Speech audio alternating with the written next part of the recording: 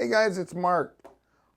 Today I want to talk about asset-based income versus earned income, money you make. That would be like a job or if you do contract labor.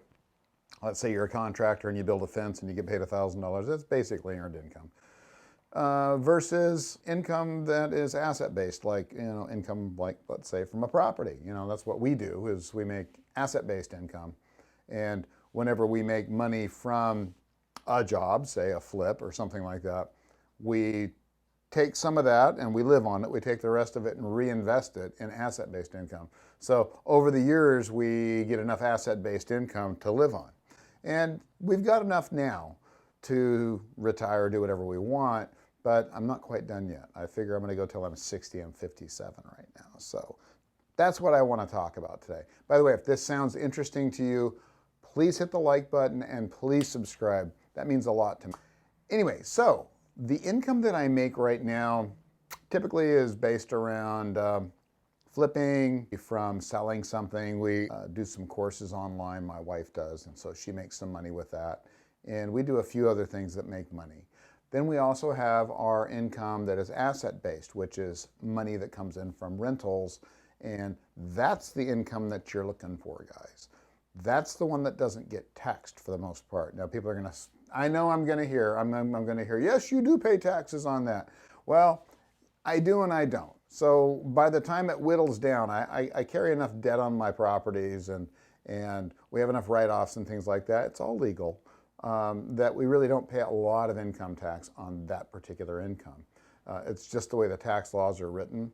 They're written for landowners. That's the bottom line, guys. That's what the tax system is built for, is people that make money. The people that make income, that have earned income, like let's say you graduate from college, you get a job, you get a PhD, you get a job at a laboratory as a research scientist and you're making $130,000 a year. I don't know what you'd make. But you're going to pay, especially if you're renting an apartment, you're going to be paying, my God, you're going to be paying close to half of that in tax. I would have made an equal amount of money building houses, working for someone else building houses, as you would after going through 8 years of school to get a PhD or however long it takes. We'd be making about the same amount of money, guys, because my tax base is much lower than yours. So you have to keep that in mind. If you're going to be making a lot of money like that, you have to protect that income. And how do you do that? You do that with asset-based income in combination. And eventually you get to the point where you turn your asset-based income business into your full-time business. All right, then after a while, you may think, well, this research scientist thing isn't such a good gig. But I don't suggest you give up that day job anytime soon.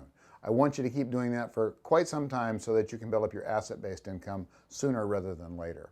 Now, I did it the opposite way because when the recession hit, my wife and I pretty much lost our construction businesses. I did regular construction and some landscape construction. She did some landscape design and construction. So the first thing people give up, other than housing, food, and alcohol, I'm sorry, but those are the three biggies.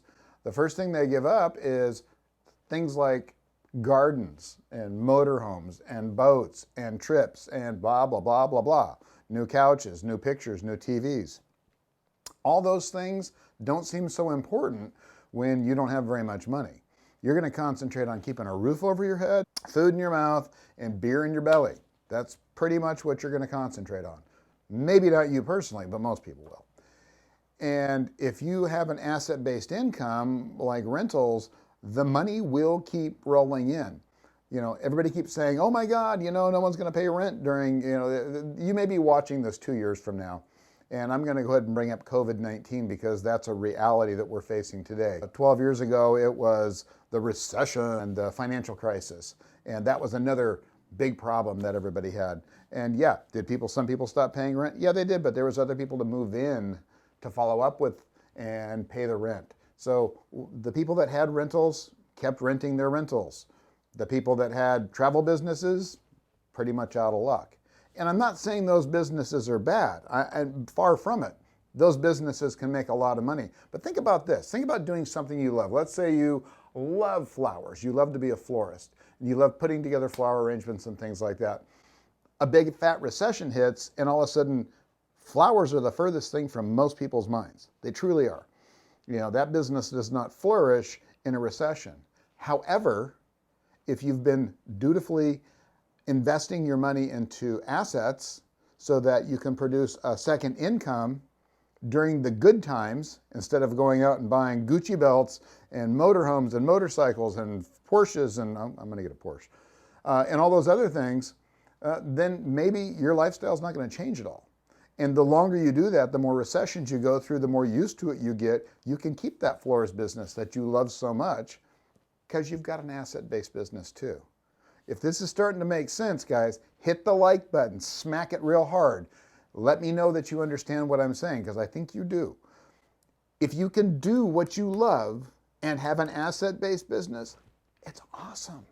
I do what I love every day. Every morning I get up, I love coming to this office of mine. I really like it here. I'm out in the field, I'm looking at properties, I'm making deals, I'm making sales.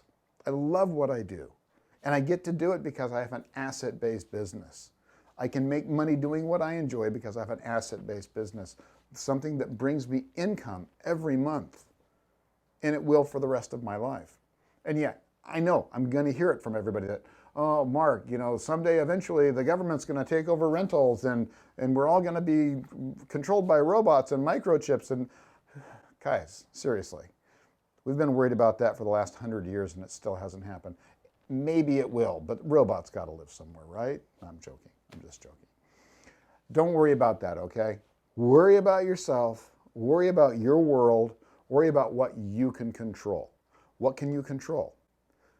You're that florist, okay? Put yourself in that mindset right now, whether it's a florist or a cabinet maker or a hiking guide or whatever it is you want to do. Put yourself in that mode right now. What do you really want to do? Now, take a portion of that income and invest it in assets, guys. If you can't do it here in Southern California, if you live here, or New York City or Florida or whatever, do it in the Midwest, but invest it. Invest it in assets that'll bring you monthly income. I guarantee you, you will be so happy you did 10 years from now. You'll go, oh my God, I'm so glad, because another recession's going to come. It will come 10, 15 years from now. And it might be, when you watch this video, we might be in the middle of another recession. And you might be going, oh my God, my florist business is dead. And the other florist might be going, my God, I'm so glad I listened to Mark last time. I bought 5 houses. They're all rented out. I'm not going to live large, but I've got enough money to pay the bills. Think about it. Think about it. By the way, if you want to learn how to buy your first rental, I did a video a couple of months ago on buying your first rental. Check that out. Also, down below, click on the checklist. There's a checklist down there that goes over how to buy your first house. It'll go through getting your credit squared away, getting qualified for a loan, all the things that you've got to do to get ready. And look, as we go along on this journey together, I'm going to teach you guys some creative ways to buy. I'm going to teach you some of the tricks that I've learned along the way. So stick with me. Come back every week and enjoy. And please, again, subscribe, hit the like button, and I'll see you next week. Bye-bye. Hey guys, check out these 2 videos. They're really going to help you on your investment journey. I'm also on Instagram. Tons of great video content there. Really good stuff. Please subscribe. I'll see you next time.